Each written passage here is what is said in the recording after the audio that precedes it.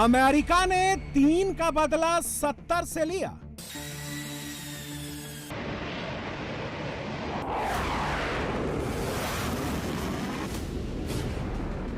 ISIS ने America के 3 मारे।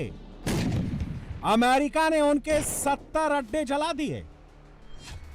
अमेरिका ने चुन चुनकर रात भर दुश्मनों पर बारूद बरसाया।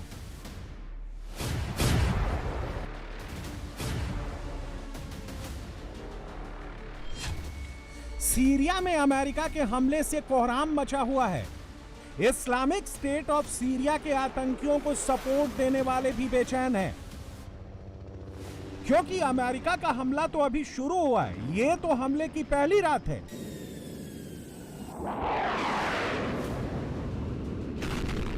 अमेरिका जब युद्ध शुरू करता है तो बार बार पलट कर आता है।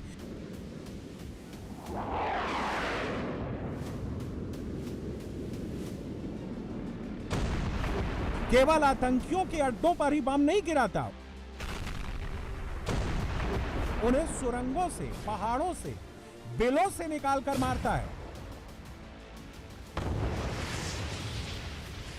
इजराइल जब दुश्मनों पर अटैक करता है तो सिर्फ मारता नहीं, मिटाकर ही दम लेता है।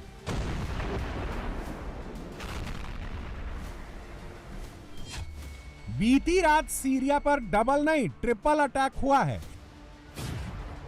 अमेरिका के साथ साथ इजराइल और जॉर्डन ने भी मारा है।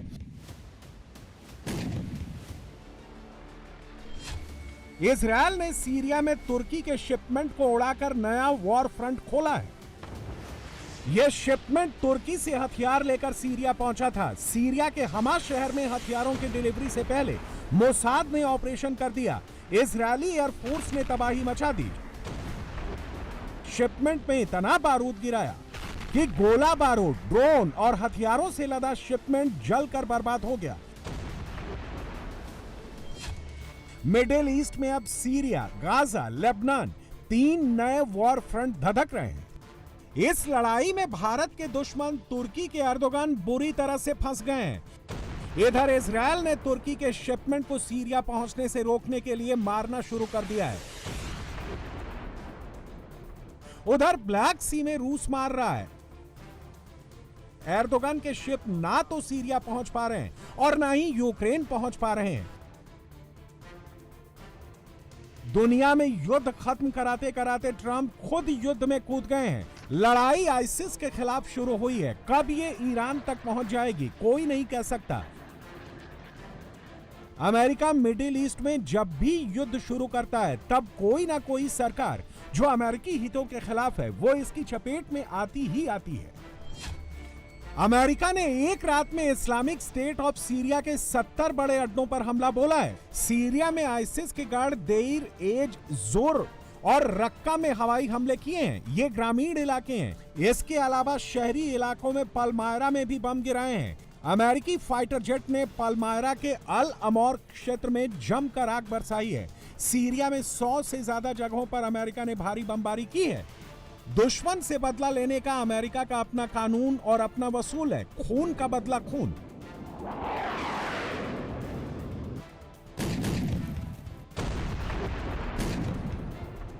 तेरह दिसंबर को सीरिया में 2 अमेरिकी सैनिकों, सार्जेंट एडगर ब्रायन टोरेस तोआर और सार्जेंट विलियम नाथानियल हावर्ड की हत्या कर दी गई थी। उनके साथ अमेरिकी सेना के लिए दुभाषिए का काम करने वाला एक सीरियाई भी मारा गया था।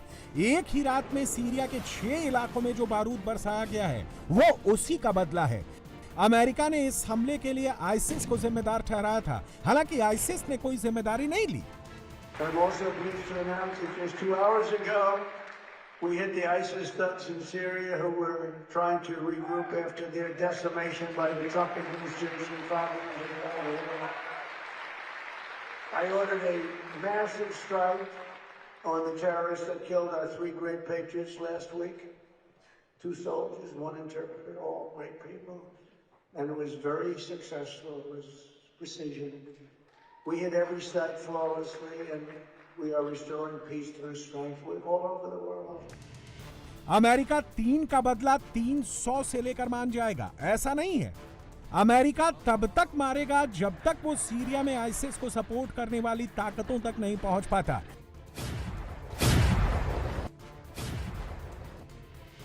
ट्रंप कितना गुस्से में है इसका अंदाजा हमले में इस्तेमाल फाइटर जेट से लगा सकते हैं। अमेरिका ने F-16 से हमला किया जो जॉर्डन से उड़कर सीरिया पहुंचे और बम गिराकर वापस लौट गए। अमेरिका ने A-10 Thunderbolt ground attack aircraft से आईसिस के अड्डे ध्वस्त किए।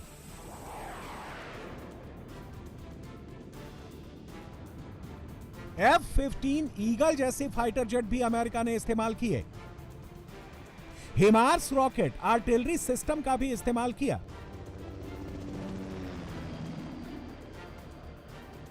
अमेरिका से पहले यहां इजरायल ने पैनिक बटन दबा दिया है। लेबनान में लोग जान बचाकर भाग रहे हैं। इजरायल हिजबुल्लाह और हमास के एक एक अड्डे को विध्वंसक हमलों से तबाह कर रहा है। मतलब मिडिल ईस्ट में एक साथ हमास, हिजबुल्लाह और आईसिस को नेस्तो नाबूद करने का नया मिशन शुरू हो गया है। गाजा में रेड लाइन क्रॉस कर इजरायल ने फिर हमला किया है। यह हमला एक स्कूली इमारत पर हुआ जहां बड़ी संख्या में वो रिफ्यूजी ठहरे हैं जिनके घर हमास इजरायल की लड़ाई में ध्वस्त हो चुके हैं। इजरायल का दावा है कि यहां हमास के आतंकी छुपे थे। इस हमले में 5 फिलिस्तीनी मारे गए। वो हमास से जुड़े थे या हमास के समर्थक थे, इसकी जांच चल रही है। वहां रह रहे एक परिवार ने कहा इजरायली हमले के बाद वहां चारों तरफ शव बिखरे पड़े थे। मैं अपने पोते के साथ बैठा था। पहला गोला गिरा और हम पर बहुत ज्यादा मलबा गिरा। मुझे घुटन महसूस होने लगी। मैंने अमेरिका का एक और युद्ध उनके घर के बिल्कुल पास चल रहा है। समंदर में वेनेजुएला को डराने के लिए ट्रंप जमकर हमले करा रहे हैं।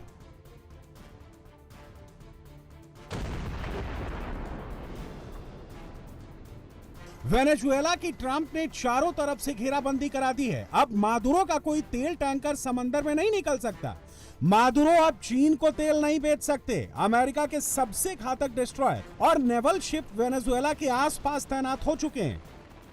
ट्रंप तब तक वेनेजुएला को नहीं छोड़ेंगे जब तक मादुरो उनकी डिमांड नहीं मान लेते। ट्रंप का कहना है कि उनकी एक एक डिमांड मादुरो को अच्छी तरह से पता है। वेनेजुएला तेल कुएं अमेरिकी कंपनियों को सौंप दे, सोने की खदानें सौंप दे, रेयर अर्थ मेटल अमेरिका को दे दे। ट्रंप वेनेजुएला पर फंदा कस चीन को मिलने वाले सस्ते तेल पर स्ट्राइक करना चाहते हैं।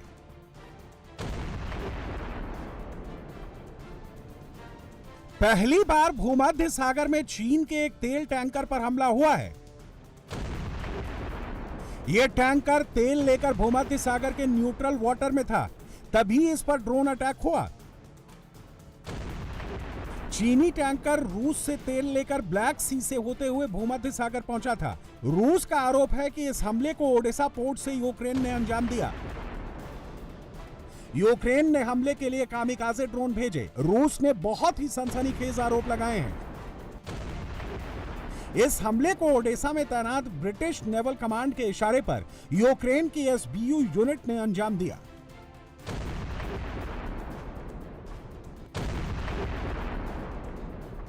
रूस ने अब ब्लैक सी के बैंक पर बसे यूक्रेन के पोर्ट सिटी ओडेसा पर बहुत बड़ा हमला किया है। ओडेसा के आसमान पर रूस के सैकड़ों स्वार्म ड्रोन दिखाई दे रहे हैं। रूस ने ओडेसा पर ड्रोन के साथ साथ बैलिस्टिक मिसाइल से भी हमला किया है। ओडेसा अटैक में 8 लोग मारे गए हैं और 27 लोग बुरी तरह से जख्मी हैं। सबसे ज्यादा तबाही एक पैसेंजर बस में हुई है जो मिसाइल अटैक की चपेट में आ गई है। बस जलकर खाक हो चुकी है। तस्वीरों को देखकर अंदाजा लगाया जा सकता है कि इस बस में बैठे पैसेंजर के साथ क्या क्या हुआ होगा। हाल के दिनों में ओडेसा पर रूसी हमले बहुत बढ़ रहे हैं क्योंकि यहीं से रूसी ऑयल टैंकर को ज़ेलेंस्की निशाना बना रहे हैं। यह हमला सबसे बड़ा है। ओडेसा के कई इलाकों में आग के शोले उठ रहे हैं, इमारतें जल रही हैं, चीख पुकार मची हुई है। 13 दिसंबर को जब रूस ने ओडेसा पर हमला किया था तब से अब तक बहुत बड़े हिस्से में बिजली की सप्लाई बहाल नहीं हो पाई है। अब और हालत खराब हो गई है। जो रूसी बमबारी और मिसाइल हमलों से बच गए वो ठंड से मर रहे हैं। रूस हमलों में लगातार ग्लाइड बमों का इस्तेमाल कर रहा है। रूसी fighter jet glide bomb launch कर रहे हैं। टर्बो इंजन वाले ग्लाइड बम 250 किलोमीटर दूर जाकर टारगेट को तबाह कर रहे हैं। डोनबास के बाद पुतिन का सबसे ज्यादा ध्यान ओडेसा पर है। पुतिन अगर ओडेसा पर कब्जा कर लेते हैं तो यूक्रेन समंदर से कट जाएगा। अगर यूक्रेन समंदर से कट गया तो फिर नाटो देशों के लिए हथियार पहुंचाना, यूक्रेन के लिए अपना सामान दूसरे देशों तक पहुंचाना बिना रूस की परमिशन के असंभव होगा।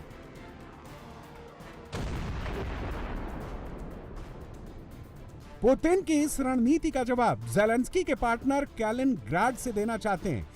कैलिनग्राड रूस का एक बहुत ही महत्वपूर्ण सामरिक प्रांत है जो मेनलैंड से दूर है। यह रूसी राज्य पोलैंड, लिथुआनिया से घिरा हुआ है। बेलारूस से एक रास्ता सड़क मार्ग से इसे कनेक्ट करता है।